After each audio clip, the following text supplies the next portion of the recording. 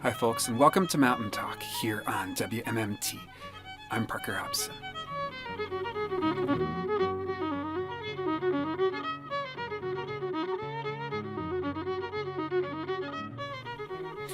So, from the earliest days of coal mining in Appalachia, it's always been incredibly dangerous work. A single mistake, or a single corner that a coal company cuts, can put a whole mine at risk. Sadly, of course, mountain history is full of tragic and deadly coal disasters, from Monongah in 1907 to Upper Big Branch in 2010, and right up into the present. Just the other day, on Saturday, November 8th, workers at the Rolling Thunder underground mine in Nicholas County, West Virginia, cut into a pocket of water they hadn't known about, which flooded the mine and trapped one of the miners on the other side, some 3/4 of a mile underground. The mine is operated by Alpha Natural Resources, and after a multi-day search and rescue mission, it was announced Thursday morning that the miner had been found, but he had died. He became the 25th coal fatality in the U.S. just this year. Here in Letcher County, where WMMT is based, maybe the darkest days locally when it comes to mining came during the Scotia Disaster, when 2 separate explosions rocked through the Scotia Mine near Eolia in March of 1976. In all, 26 people were killed, 23 miners and 3 mine inspectors who had gone into the mine after the first explosion, only for the second explosion to happen once they were inside.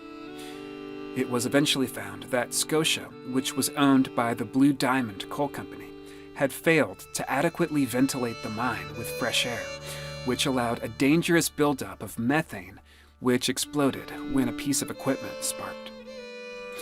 For Mountain Talk this week, we had the special opportunity to sit down for an in-depth conversation with a mine rescue worker from Scotia who survived, Leonard Fleming of Kona in Letcher County. Over the course of his career, Leonard worked as a miner, a high-ranking mine inspector, and as a longtime mine rescue and recovery expert for the UMWA. And while for this position, Leonard was part of rescue missions at mine disasters all over the country, he was also there for Scotia as part of the Beth Elkhorn Mine Rescue Team, which bravely went into the mine looking for survivors.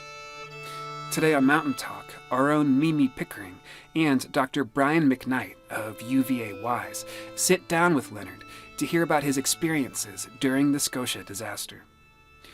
And as a note before we start, we recorded this interview in April, but we were so saddened to hear that Leonard passed away last month.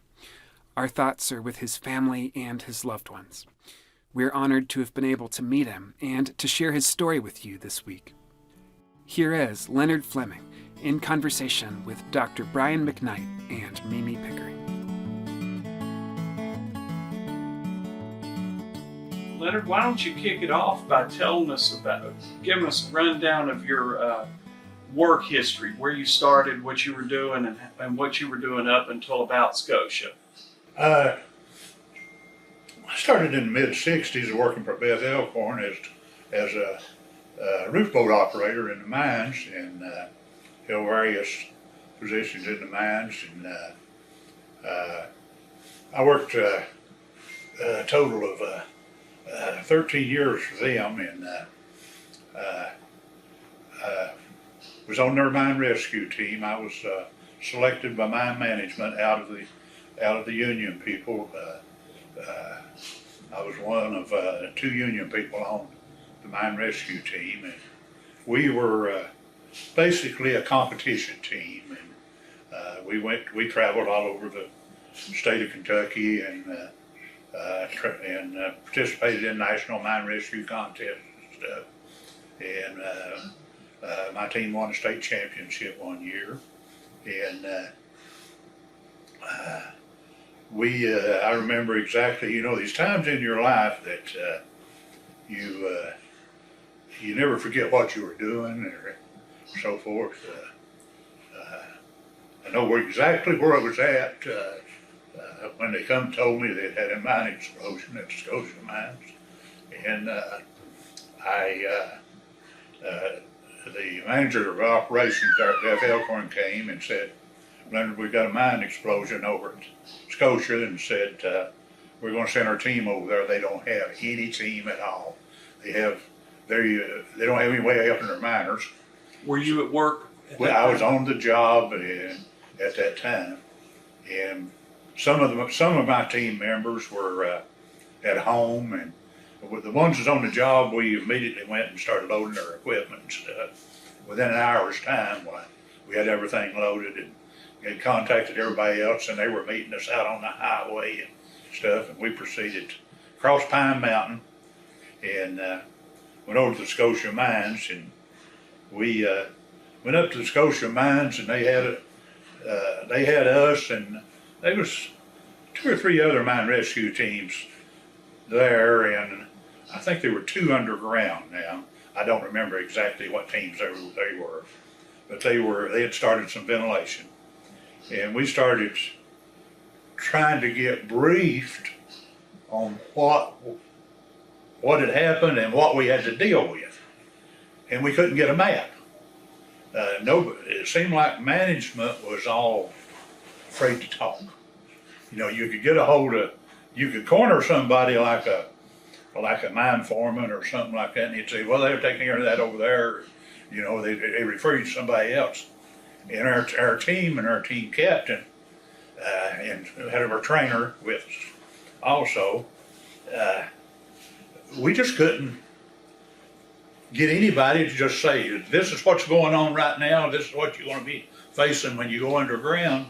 And finally, we was able to get a hold of I think it was Mesa back in those days. It's Shaw now, and we insisted that they go get us a map and get somebody that could explain to us how the ventilation was in the mines prior to the explosion, and exactly where the explosion had occurred and what they knew at that time. So we got some briefing there, and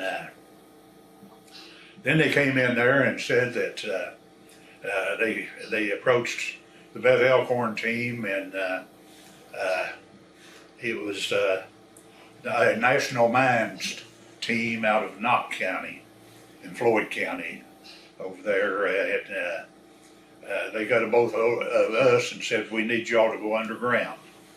And so we got our apparatuses on, and we said, how are we going to get underground? And they said, well, we're going to go down the slope. None of us had ever been in a slope mine in our life. So that was an experience of its own. And it was a pretty good slope. It was a long slope. It seemed to me like it's 500-600 feet now. I don't remember the exact numbers on that. I could be wrong. A long way from me for being the first one. But anyway, we go out there, and here you look, and for a lay person that has never seen it like I had never seen it at that time, it was like going out there and looking at maybe like a big wrecker or something. There's this big spool that was it looked to me like it was 30 or 40 foot high, with a big steel cable on it about around as your arm. And they had man-trip cars, which is the cars you ride underground, which is a metal car. It was covered over the top and the sides with a door you could get in it, and had that big steel cable hooked to that car. So he started that spool rolling, and as it pulled the cable off, you know, just the car itself, the weight of it, rolling down that slope, not like steep as one of these hills here. You could climb up and down it, but it was steep climbing up out there if you had to walk it. But it had a steel rail going down it, and the car was on the rail. Anyway, it lowered us to the bottom. We got out of that car, man-trip car, and got into another one that was still on the rails, but it was powered by batteries. So they took us up into the mines, up to where they had established fresh air they took air as far as they could get air to go. And they ventilated up, and it got up to where the section that involved in the explosion was producing coal, and they couldn't get the air to go no farther. So, and they'd done that by hanging curtains, these old big yellow plastic rolls of plastic you can get. Miners call them curtains, and they'd hung them up to make the air fall up one side and come back down the other. And when we got up to there, they told us that we want you all to, they had another map up there, you know, and they showed us a little bit of what they'd found. And they had already been up on the producing section and had told us that they had found no survivors up there. So they said, we want you all to go up straight, which was straight ahead, and explore and see what you can find. So we put our equipment on, our breathing apparatuses, there at that fresh air base, and we started exploring up through there. Was when you explore, you check all entries and everything, make sure you don't let nothing get in behind you like a fire or something like that. And we went about 3 or 4 crosscuts up there, and my team captain was, he was kind of on the short side. You know, not short, but just a little bit shorter than normal. And excellent captain. And when you check for methane, you're supposed to stick your, we call them spotters, but whatever you're checking with methane, you want to check it up. The methane is light, it's lighter than air, and it'll stay up real high. And my team captain couldn't reach up there. So he reached me his testing equipment, and he said, Leonard, check the methane up there next to the top. And when I stuck my instrument up there, it pegged, which meant it went, there was more methane than we had capabilities to test. And we looked all around, and you know, we couldn't, they teach you in mine rescue, if you're in methane and you see smoke, that it's the methane, and if it's smoke, it might be a fire, and if there's methane there, it's going to blow again. So we looked all around, and we couldn't see no smoke, but it was kind of blue hazy. It kind of scared us. And we talked about it, and we said, well, we can go on, and don't believe that's really smoke. And we proceeded on about another couple crosscuts, and it seemed like that haze got thicker. So we decided we were going to go back and tell what we didn't have any kind of communications at that time that we could talk to the fresh air base with. So we backed up, went back to the fresh air base and explained to them what we'd found. And they said, well, now is it smoke or a haze? And we said, well, we don't think it's smoke, but it's a haze, but it does concern us.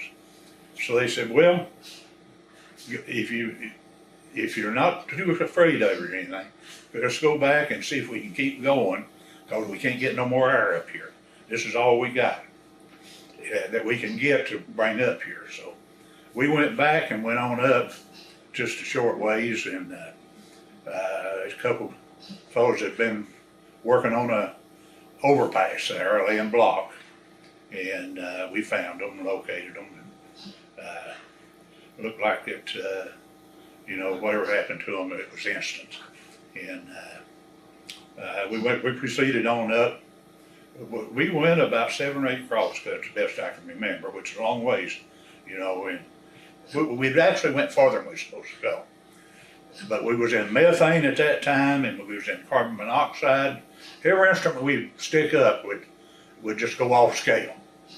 And we went back to the fresh air base, and we pulled our equipment off, and we sat down there, and they sent National Mines in there, and they told us before we went, now there's a motor up in there somewhere. So we didn't make it to the motor that trip.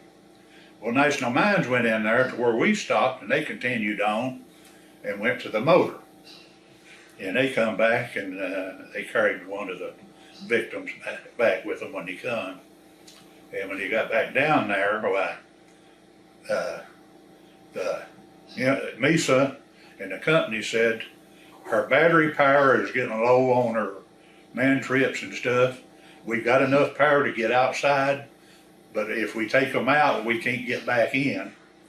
So we're going to have to utilize all you guys again as much as we can. So National Mine said they were give out.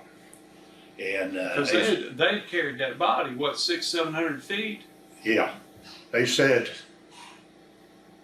he was so big, we can't get this next one. So they asked us, and they sent National Mines and us, which was 2 teams. There were 10 of us back, and we went back to the motor then, my team and National Mines. But National Mines had been to the motor just before us. And I went up there, and one of the men working on the motor had actually gotten off the motor and walked around the side about 20 foot before he went down. But he was between the motor and the rib in a space about 3 foot. And I can remember going back in there to try to get him. And I reached and got over his coveralls like that right there, and they just crumbled. The heat, everything, is back in them days was what, nylon or polyester like stuff. But anyway, I couldn't get him by the clothes, so I got him by the belt, and one of the other guys got him by the feet, and we drug him out there and put him on a stretcher, and his head flopped over one end of it, his feet over the other. And I was told he weighed over 300 pounds. So we had already decided that we put 4 people on the stretcher and carry 1 crosscut coming out there. And we started doing that, and we put 4 on the stretcher, carry 1 crosscut, which is approximately 100 foot. Then 4 more would get on it, and then the 2 that hadn't got on the other 4 would get a hold of it, and 2 of the other ones. And when it got down to like 1 crosscut to go, it was my time to pick it up, and I just couldn't do it. And but anyway, Johnny Green, he carried him my place twice, and we carried him on down there. I had completely used 1 oxygen bottle that I had at that time.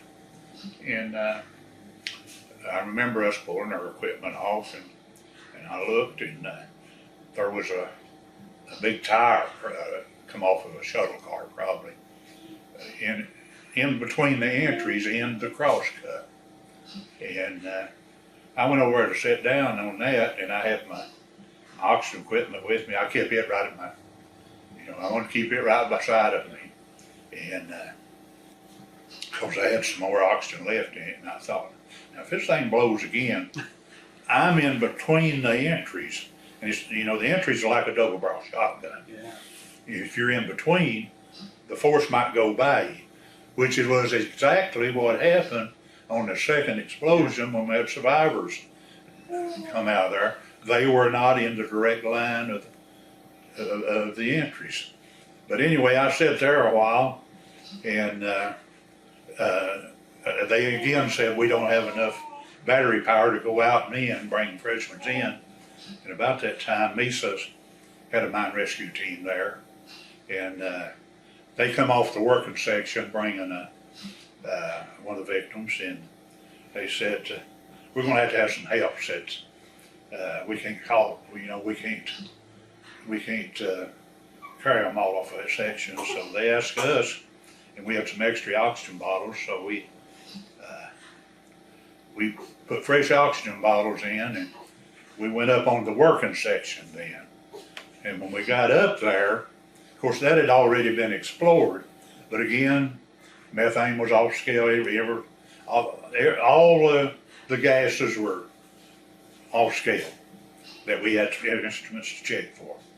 And we went up there, and the main right-hand entry, I don't remember if it was, I think it might have been 6 now, I'm not positive about that. But the miners had actually survived the explosion, and they went in and hung one of those yellow curtains across the entry there to block any smoke from, I'm sure there might have been some smoke already in there, and of course smoke ain't that bad, it's the carbon monoxide.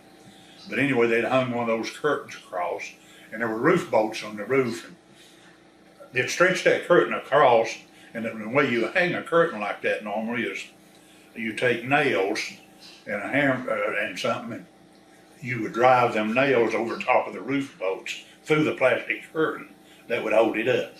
And it had some places it was sagged down a little bit because, they only had one curtain, and it didn't seal it. Yeah. Is what I'm trying to explain. And we went in behind the curtain. There was, I don't remember how many was there, but anyway, we got one of them, the victims, and we carried him back down to the fresh air base there. And the National Mines went up and got one, and MESA got one, and we was able to get them down there, all of them. And after we got them down there, well, everybody there then come out of the mines. And as we come out of the mines, the last thing, when I went through where they had a big room where we had us in before we went underground, had that map on the wall. Everybody was leaving, and I took the map off the wall, and I gave it to Tom Bethel to make a copy of it there, and he put it in the Mountain Eagle. I had just one question, Leonard. I think people probably don't know what all you were carrying down there in the mine. With how heavy was the tanks and all of that equipment that you had to wear? Well, all the equipment that we had and stuff would come out to about 60 pounds on your back and stuff. You had your breathing apparatus. It run around 45, 50 pounds. We had the old McKay, which was one of the old ancients. Now, some of the other mine rescue teams over there had more up-to-date equipment than we did at that time. And within weeks after we worked that over there, our company went and bought top-of-the-line stuff, for us. But we wore the old McKay apparatus, and I think the apparatus itself weighed about 45 pounds. Then you had a small oxygen bottle, plus you had your mining belt, and then you had all your testing equipment, and you had your wheat battery light hanging on that. And it ranged around 50, 60 pounds before you started. Now, did that McKay, was it one that got real hot? Yeah. Yeah. Yeah. So as they would breathe that air that you were breathing was really hot air coming in. And what you'd have to do with the McKay was about every 5 or 6, if I remember, it was less than 9 minutes. You have to do what you call blow off, which was you had to pinch the hoses off and blow off all the air that you had in your face piece and stuff, because it would build up carbon dioxide and stuff. And if you didn't do that, you'd pass out. Yeah. So you'd blow all that out around the side of your face, then your oxygen bottle would replenish that oxygen right there, and then you could go about 8, 10 more minutes.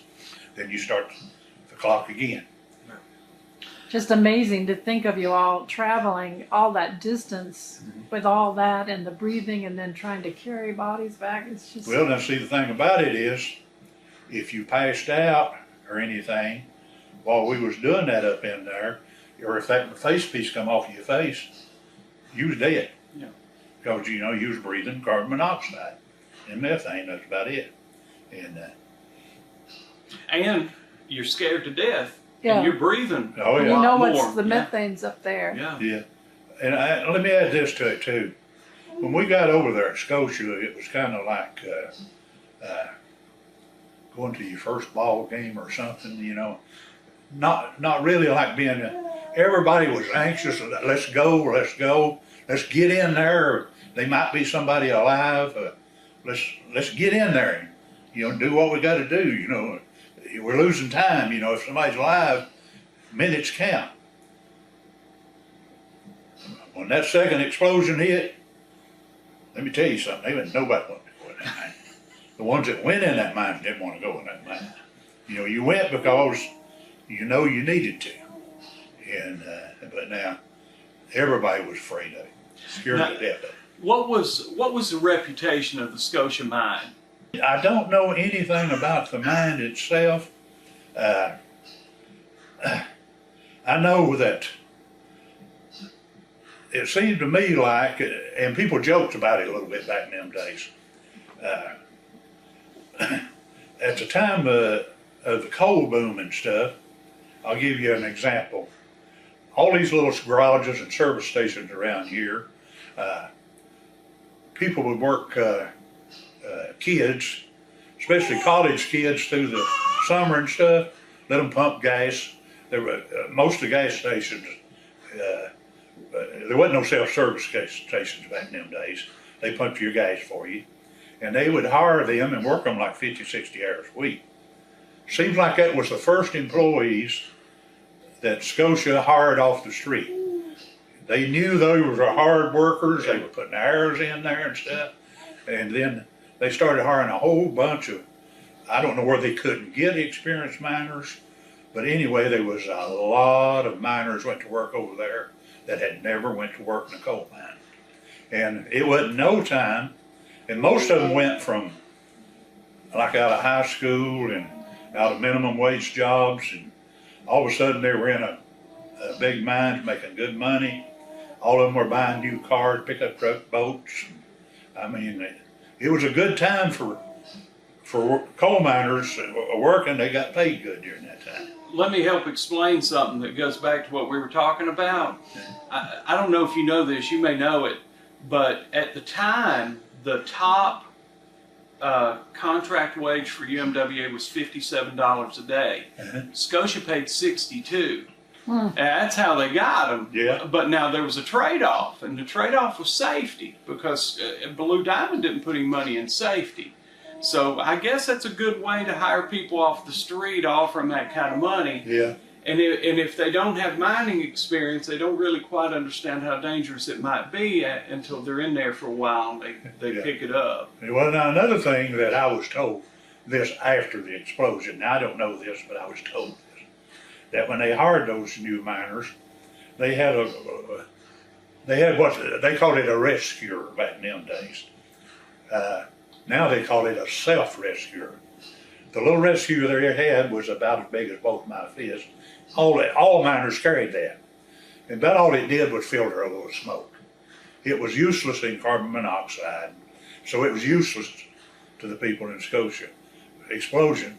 But I was told that when management hired those young miners and stuff, they'd reach them one of those and say, now here's your rescuer, if you're getting smoke, put this on. And they never was demonstrated how to do it and so forth. Now I was told that, now I don't know. When you got there first time, was it chaos? The Scotia people were, I mean, they were scared. I mean, you couldn't even get them to talk to you hardly. And other than say, you know, I work here, that was about it. And, but yeah, they were, it seemed like nobody was in charge. You know, when you said, who's in charge, who can brief us? They'd say, well, talk this and over there, talk that. And it seemed like nobody wanted to take charge of what was going on at that time. Well, I guess that was a good time not to be in charge. If it had been me, I wouldn't have wanted to be in charge of it either. You're listening to Reflections on the Scotia Mine Disaster from Leonard Fleming, a former mine rescue worker who was there. We're going to jump in here for just a second to take a quick break, but stay with us for more mountain talk coming up.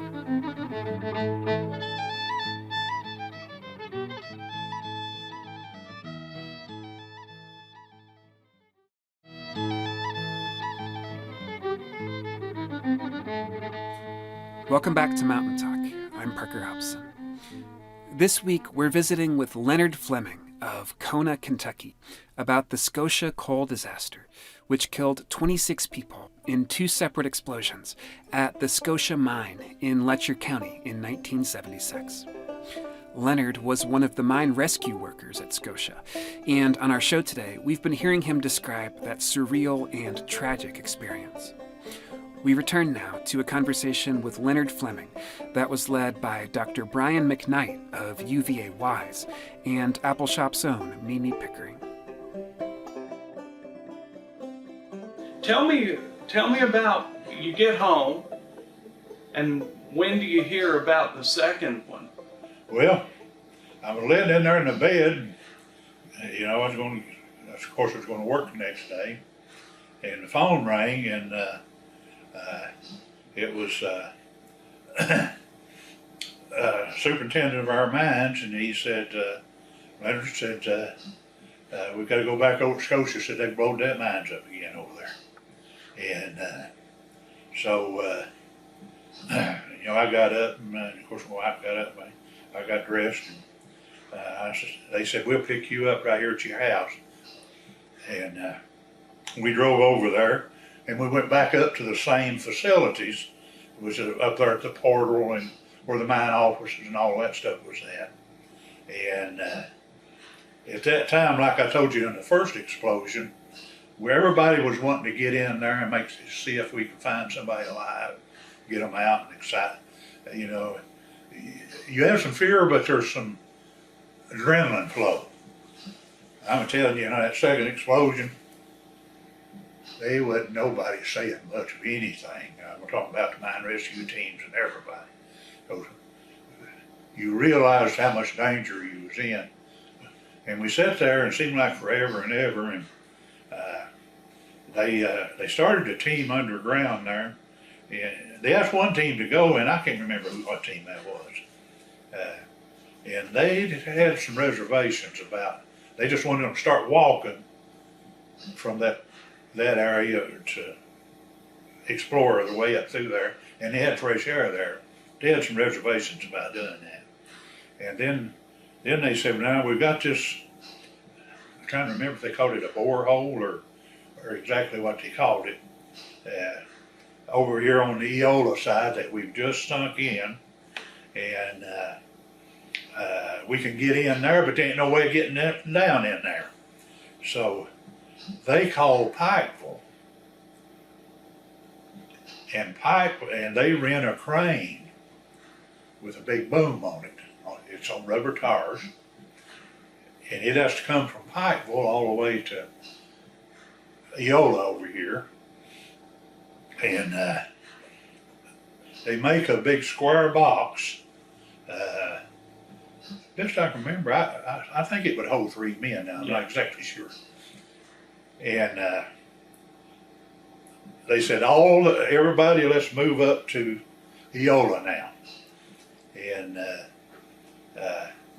they brought that crane up there. Now you remember that crane had a big boom way out yonder where the operator was sitting way back here.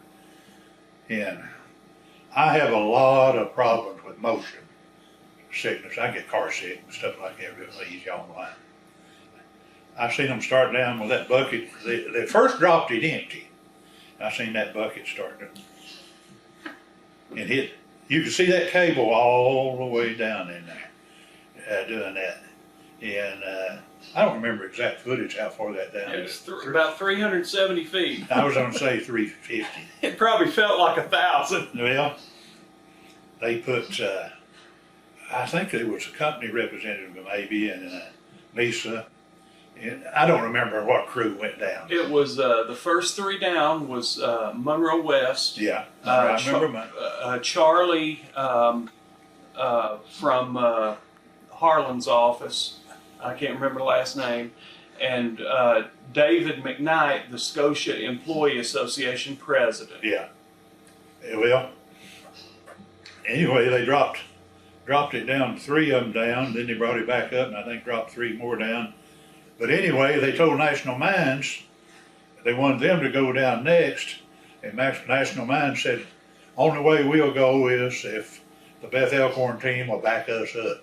Now, when I say back us up, a mine rescue team will never go underground unless they've got a fresh team standing by to come and help them if they need help. They said, we'll go if Beth Elkhorn will back us up. And I can remember I'm sitting up there and I'm thinking, now, our team's next to go down there. I don't know if I'll be able to even stand up when I get to the bottom riding that bucket down there. And when they called out and said that they'd located the bodies and they were retreating and stuff, you talk about relief. Now that was relief. What these Westmoreland guys said that you didn't get to experience because you didn't get to go down is there was a tooth missing off that crane. So about every 15 feet it jerked, and they were scared to death because they were just dropping into a black hole and swirling. And they also said the last three guys up said that they were the last three up and said, you know, they had done it. They were still scared. Adrenaline was up, and said, and here comes Bill Clemens getting in with them. And he said, and all of a sudden we're doing math to see how much maybe this thing can hold. But they said that Bill Clemens cried all the way up out of that hole. It was, now I tell you what, when everybody on the mine rescue team, when they said they was going to seal it, it was instant relief. I mean, saying you wouldn't want to expose yourself to any of that again. Do you, y'all removed bodies under oxygen. Were you supposed to do that, or was it just necessity? Well, there's really no written procedure on doing stuff like that. You got to do what you got to do. And at that time, it was kind of the way they done stuff. Yeah. But then after Scotia, it was kind of another unwritten rule was leave the bodies alone and go ahead and continue exploring, and we'll ventilate and make it safe and get them out of there. It was kind of established after Scotia that that was the right and correct way to do it. But there still wasn't like a law or anything, because it's almost impossible to write a blueprint of what to do in situations like that, because it varies so much, so often. Yeah, every explosion would be different. Yeah. When do you remember when you first heard about that compressor that was kicking on and off? It was after the second explosion, and we come back home. It kind of got gossiped through everywhere. And see, I'd been to that motor. I had never seen a battery motor. I had never seen a motor that had a automatic air compressor on it for brakes like that run by a battery.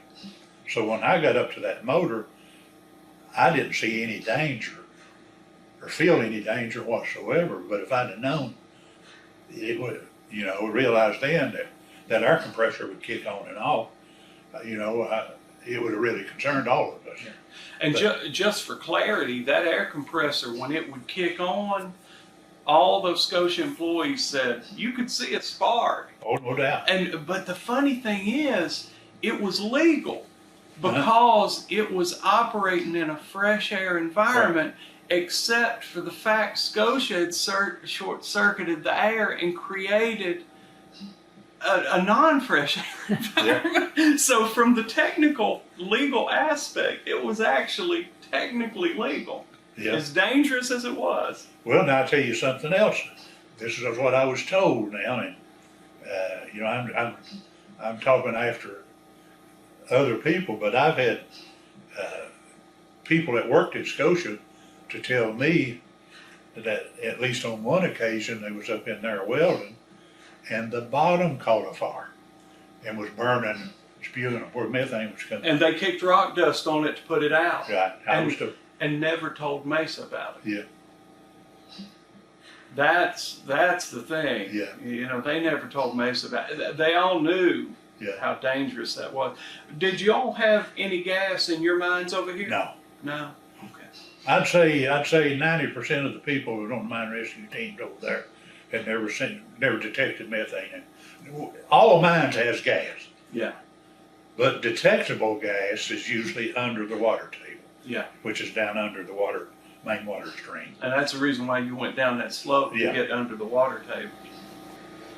One thing I wondered, I know Gerald was talking about it over there at the library, of how the rescue team didn't really talk about what they'd experienced right after, but it was pretty tough, you know, being with these victims. And I wondered if you all had, what your experience was with the Beth Elkhorn team. Well, we would talk together, but we didn't communicate with other people and stuff about what went on over there. And so it was mostly kind of family, you know, we was kind of like family. Scotia hired a lot of young people, and but now I'm going to tell you something. You know, you got to give the devil its due. Apparently, and what I saw, I can say this. Apparently, Scotia did well rock dust their mines. If they hadn't, now that was a methane explosion. Now I've been involved in enough of them. I can tell you the difference between. I can look at them. I can tell you the difference between a dust explosion and a methane explosion. A dust explosion is very much more violent, but the methane is hotter. But the Scotia mines, you know, I was only in, you know, small portion of their mines. Apparently it was well rock dusted stuff. And another thing that's not discussed very much in this here is, I don't remember the exact number of miners, but there were somewhere in the neighborhood of 100 miners in that mines at the time of the explosion. And if it hadn't been well rock dusted, every one of them would have died. Yeah. Because they had 3 layers of mines, didn't they? They had they had 2 different- above the 2 water table and that 1 below. One of the things that I just realized, you know, John Hackworth died in the second explosion. He survived the first one.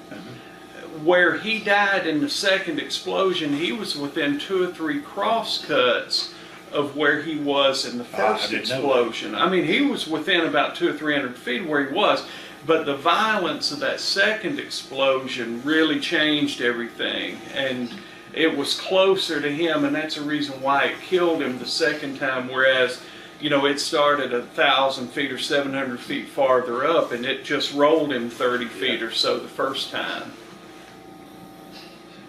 Did y'all do a lot of team get-togethers afterward?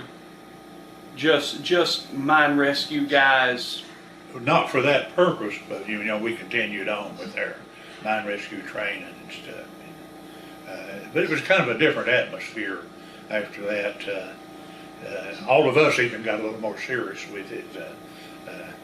Before when we first got involved in it, we felt like we was doing it for competition and to see who had the best team at the best mines, stuff like that. But after Scotia, you realize, no, that's not the purpose of this. That the purpose of this is to get in that mine after some emergency or something. After Scotia, Arnold Miller, president of the United Mine Workers, called me, and he had one of his aides call me, and he said, President Miller, Leonard wants to see you Monday morning in Washington. Come up, once you fly up here, we'll pay you expenses and stuff. I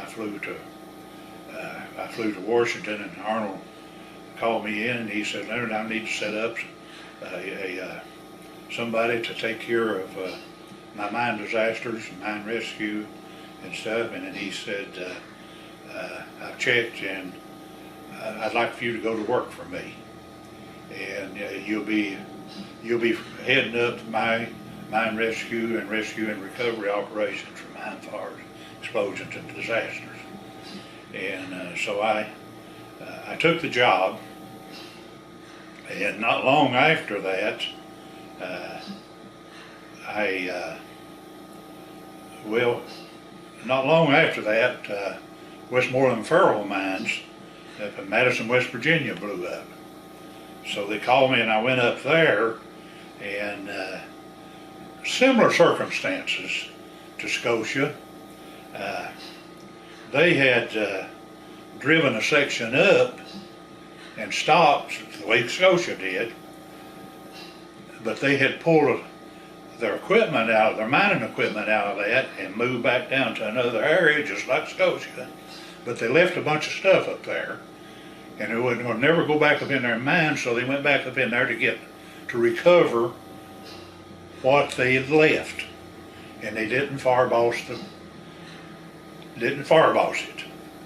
And when that crew went up in there, what had happened was the ventilations, when they pulled their equipment out of there, it got interrupted and short-circuited, and the air wasn't going to the face of the mines.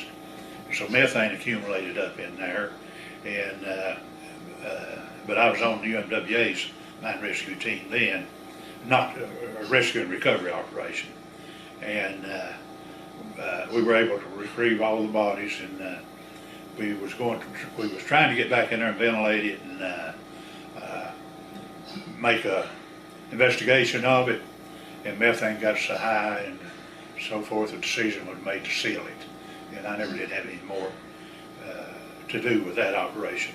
But in my mining career, I handled a total of, including Scotia, 17 mine fires and explosions.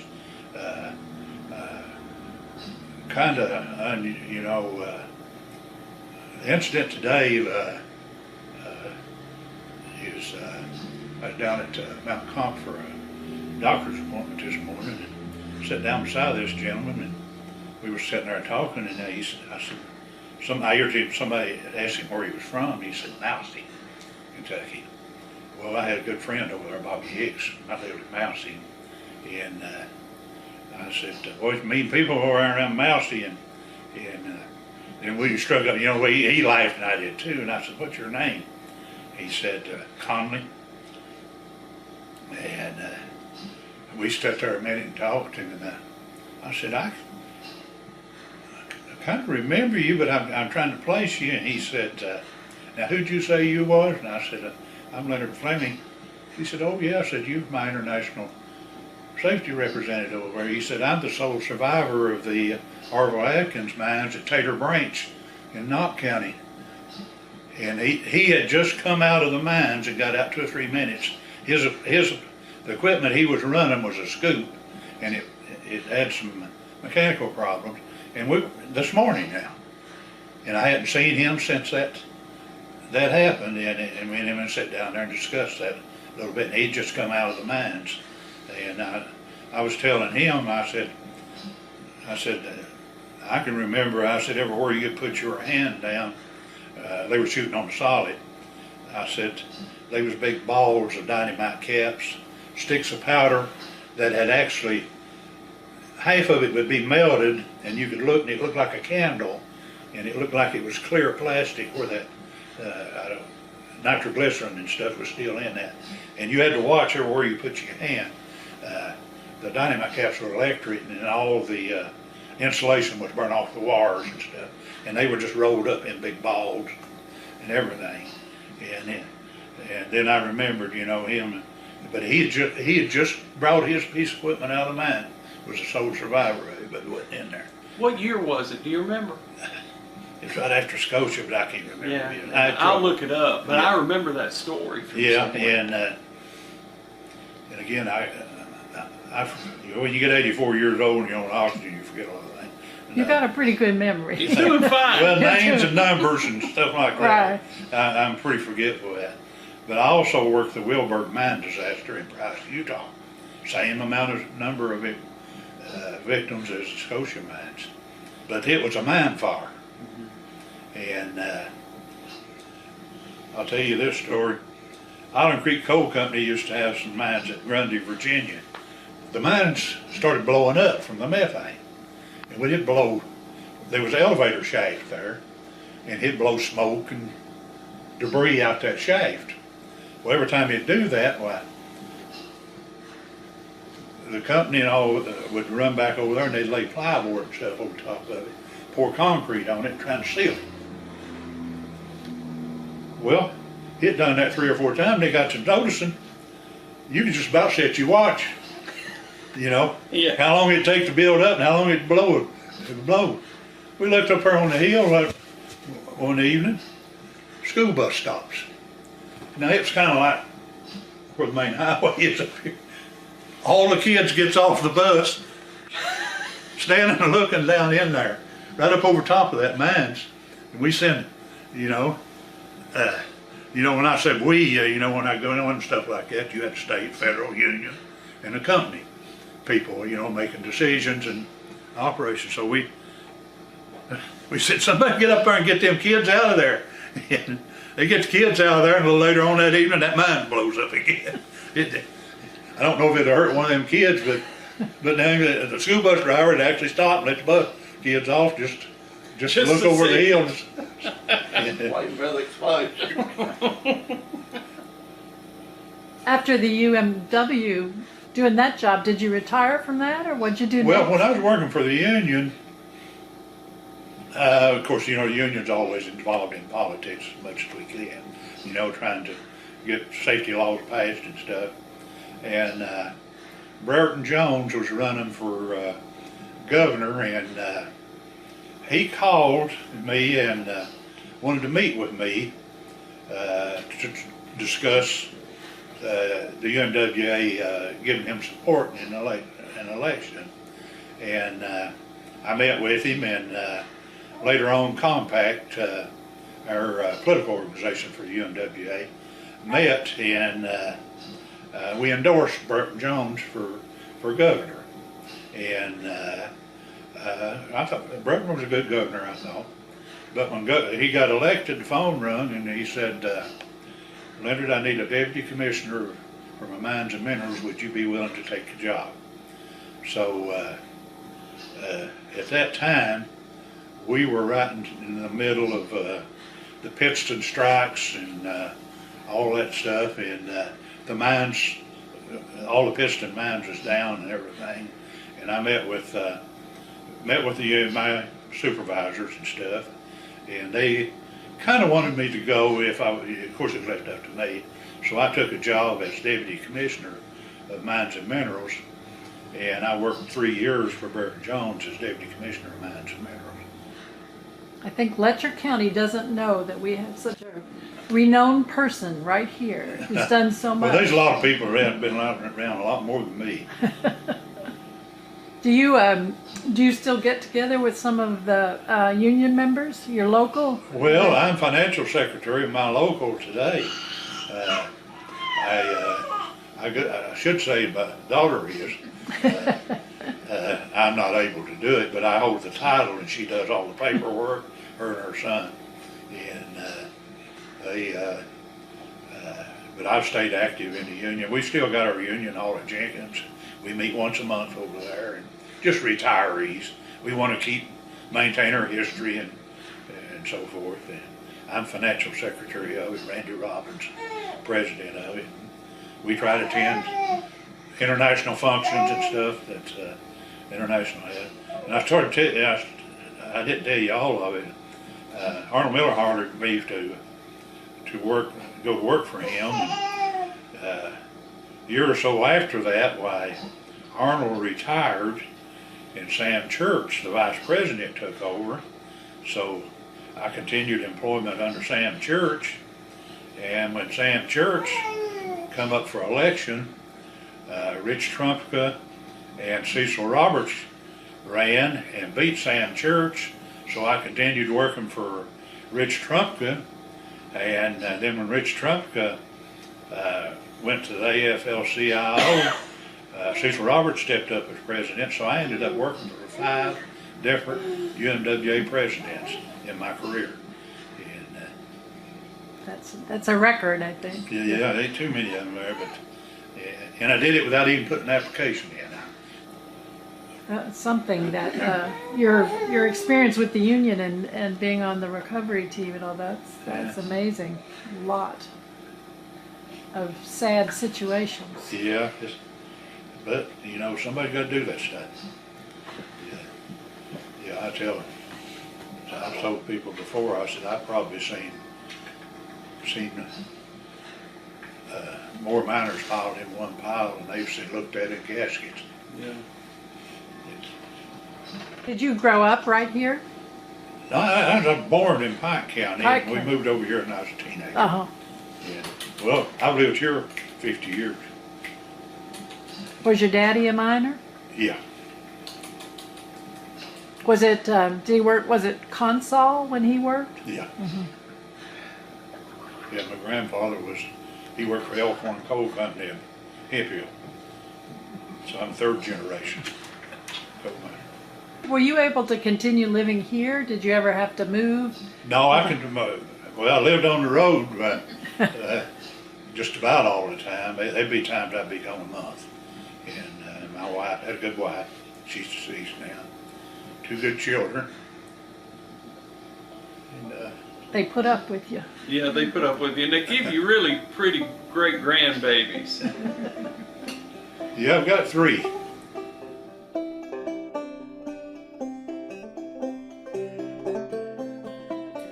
You've been listening to a conversation with Leonard Fleming of Kona, Kentucky, about his career in coal and as a mine rescue expert, and especially about his experiences responding to the Scotia Disaster, which killed 26 people at the Scotia Mine in Letcher County in 1976.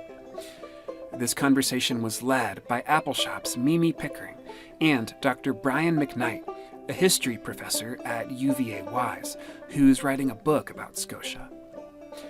As a final note, again, we recorded this interview in April, but we were so saddened to hear that Leonard passed away last month in October.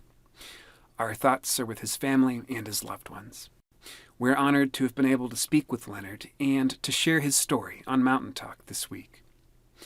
If you'd like to see video of the whole interview that we excerpted for today's show, check out Appleshop's Vimeo page at vimeo.com/Appleshop.